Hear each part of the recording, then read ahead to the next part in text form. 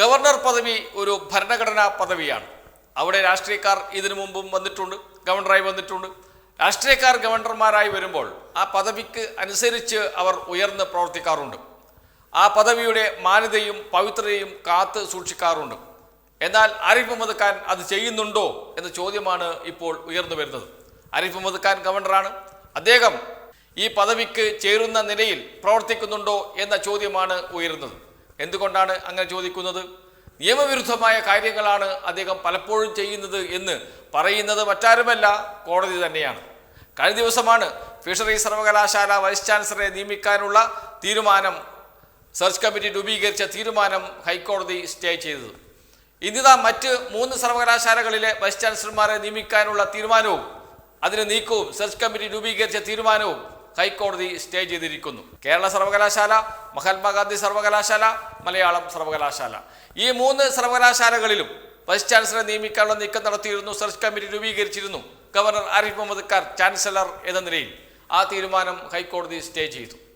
ഇന്നലെ ഫിഷറീസ് സർവകലാശാലയുമായി ബന്ധപ്പെട്ട ഉത്തരവിൽ കോടതി പറഞ്ഞ കാര്യമുണ്ട്. എന്ത് അധികാരത്തിലാണ് ഈ തീരുമാനം എടുത്തത് എന്ന് ഒരാഴ്ചക്കുള്ളിൽ വിശദീകരിക്കണം എന്ന്.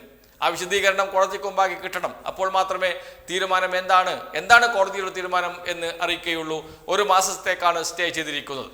ഇങ്ങനെയുള്ള ഒരു കാര്യം പരിശോധിക്കുമ്പോഴാണ് എത്ര തിരിച്ചടികളാണ് ഇതേപോലെ ഗവർണർക്ക് ലഭിച്ചത് എന്ന് ഒന്ന് അന്വേഷിക്കാം എന്ന് കരുതിയത്. അപ്പോഴാണ് ഒരു ഡാറ്റ നമ്മുടെ മുന്നിലേക്ക് വരുന്നത്.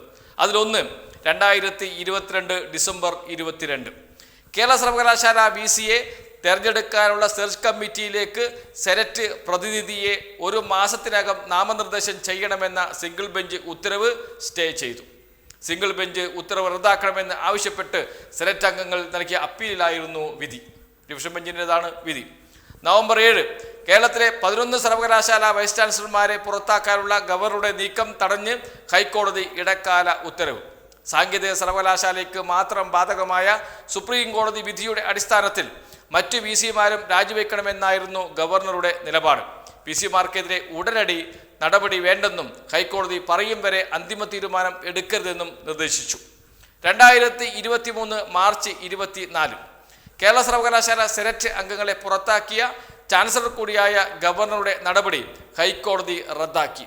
വൈസ് ചാൻസലർ നിയമനത്തിലുള്ള സെർച്ച് കമ്മിറ്റിയുടെ രൂപീകരണവും കമ്മിറ്റി കൺവീനറുടെ നിയമനവും കോടതി റദ്ദാക്കി. 2023 മാർച്ച് 17 കേരള സാങ്കേതിക സർവകലാശാല സിൻഡിക്കേറ്റിൻ്റെയും ബോർഡ് ഓഫ് ഗവേണൻസിൻ്റെയും തീരുമാനം സസ്പെൻഡ് ചെയ്ത ചാൻസലറുടെ തീരുമാനം ഹൈക്കോടതി റദ്ദാക്കി. സർവകലാശാല ഭരണ നിർവഹണത്തിൽ VC-യെ സഹായിക്കാൻ സിൻഡിക്കേറ്റ് ഉപസമിതിയെ നിയമിക്കുക, ഗവർണർക്ക് VC അയക്കുന്ന കത്തുകൾ സിൻഡിക്കേറ്റിന് റിപ്പോർട്ട് ചെയ്യണമെന്ന് സ്റ്റാറ്റ്യൂട്ട് വ്യവസ്ഥ പാലിക്കുക, നിയമവിരുദ്ധമായി ജീവനക്കാരെ മാറ്റിയ നടപടി തടയുക എന്നീ തീരുമാനങ്ങളായിരുന്നു ചാൻസലർ റദ്ദാക്കിയിരുന്നത്. ഇതിനെതിരെയാണ് വിധി വന്നത്. മാർച്ച് 16 2023 മാർച്ച് 16 സാങ്കേതിക സർവകലാശാല ഇടക്കാല VC-യായി ഡോക്ടർ സിസ തോമസിനെ നിയമിച്ചത് ചട്ടവിരുദ്ധമെന്ന് ഹൈക്കോടതി ഡിവിഷൻ ബെഞ്ച്. ചാൻസലർക്ക് സർക്കാരിനെ മറികടന്ന് താൽക്കാലിക VC-യെ നിയമിക്കാനാകില്ല. ഡോക്ടർ സിസയെ മാറ്റി പകരം UGC യോഗ്യതയുള്ളവരെ സർക്കാരിന് ശുപാർശ ചെയ്യാമെന്ന് ഹൈക്കോടതി നിർദ്ദേശിച്ചു.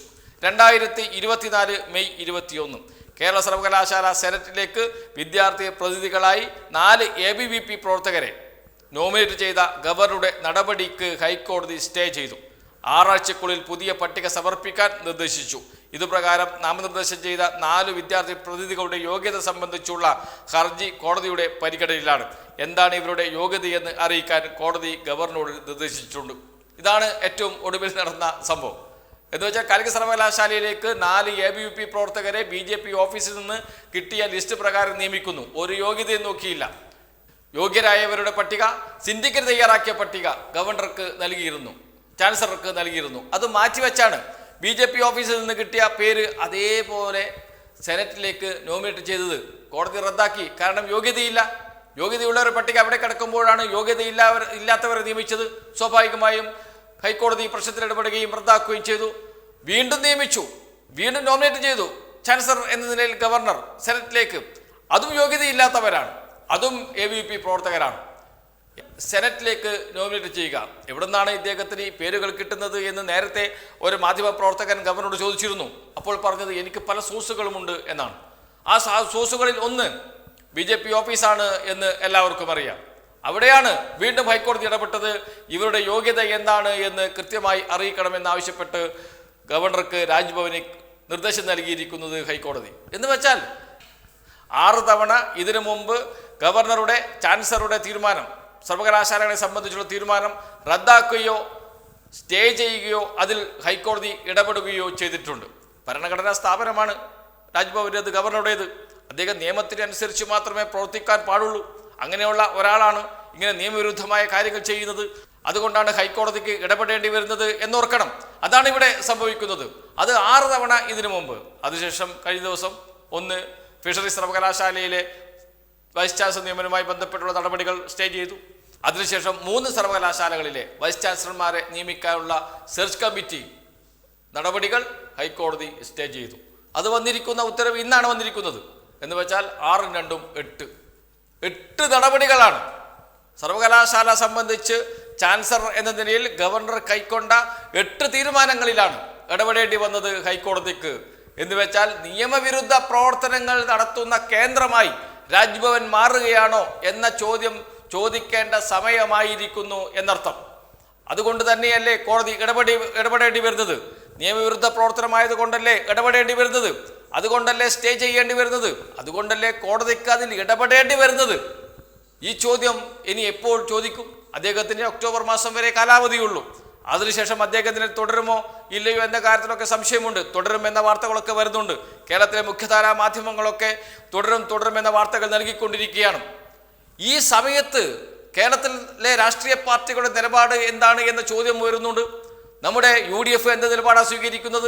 BJPക്കെതിരെ ഏറ്റവും ശക്തമായി പോരാടുന്നവരാണ് ഞങ്ങൾ എന്ന് പറയുന്ന UDF നേതാക്കൾ എന്ത് നിലപാടാണ് സ്വീകരിക്കുന്നത് എന്ന ചോദ്യം വരുന്നുണ്ട്. കാരണം ഈ തീരുമാനത്തെ, ഗവർണറുടെ ഈ നീക്കത്തെ തടയേണ്ടത് കോൺഗ്രസിന്റെ ചുമതലയല്ലേ, UDFന്റെ ചുമതലയല്ലേ?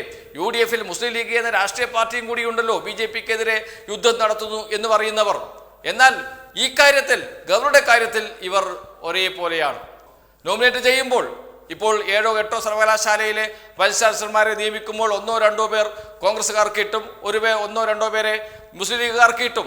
അപ്പോൾ മുസ്ലിം ലീഗുകാർ ചോദിക്കും, അല്ലെങ്കിൽ മുസ്ലിം ലീഗുകാരോട് ചോദിക്കുമ്പോൾ അവർ പറയും ഞങ്ങൾക്ക് അർഹതപ്പെട്ടതാണ് ലഭിച്ചിരിക്കുന്നത് എന്ന്. കാലിക്കറ്റ് സർവകലാശാലയിൽ നോമിനേറ്റ് ചെയ്തു ഗവർണർ. ആ നോമിനേഷനിൽ BJPക്കാരുണ്ട്, കോൺഗ്രസ്സുകാരുണ്ട്, ലീഗുകാരുണ്ട്. അങ്ങനെ നോമിനേറ്റ് ചെയ്യാൻ പാടുണ്ടോ എന്ന് ചോദിച്ചപ്പോൾ ലീഗ് നേതാക്കൾ പറഞ്ഞത് ഞങ്ങൾക്ക് അവകാശപ്പെട്ടതാണ് ലഭിച്ചത് എന്ന്.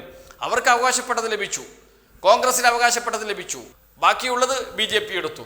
ഒരു തെറ്റുമില്ല, സന്തോഷം. എന്ന് വെച്ചാൽ വീതിച്ചെടുക്കുകയാണ് BJPയും കോൺഗ്രസും മുസ്ലിം ലീഗും തമ്മിൽ. അതുതന്നെയാണ് സർവകലാശാല വൈസ് ചാൻസലർമാരുടെ കാര്യത്തിൽ നടക്കാൻ പോകുന്നത്. അതുകൊണ്ടാണ് എല്ലാ പിന്തുണയും നൽകുന്നത് കേരളത്തിലെ UDF, കോൺഗ്രസ്. ഇതാണ് കേരളത്തിലെ രാഷ്ട്രീയം. എന്ന് വെച്ചാൽ BJPയോട് പോരാടുന്നു എന്നൊക്കെ പറയുന്നത് വെറും പുറത്ത് കാണുന്ന ഈ കളി മാത്രമേ ഉള്ളൂ. അകത്ത് മറ്റെന്തൊക്കെയാണ് നടക്കുന്നത് എന്ന് ഒന്നുകൂടി വിളിച്ചു പറയുകയാണ് ചെയ്തത്. ഏതായാലും ഗവർണർ കേരളത്തിൽ വന്നതിന് ശേഷം, അധികാരമേറ്റതിന് ശേഷം, ചാൻസലർ ആയതിനു ശേഷം അദ്ദേഹത്തിൻ്റെ നടപടികൾ 8ഓളം നടപടികളാണ് ഇപ്പോൾ ഹൈക്കോടതി ഇടപെടുകയോ സ്റ്റേ ചെയ്യുകയോ ചെയ്തിരിക്കുന്നത്. അത് രാജ്ഭവനെ സംബന്ധിച്ചിടത്തോളം, ഗവർണറെ സംബന്ധിച്ചിടത്തോളം വലിയ തിരിച്ചടി തന്നെയാണ്.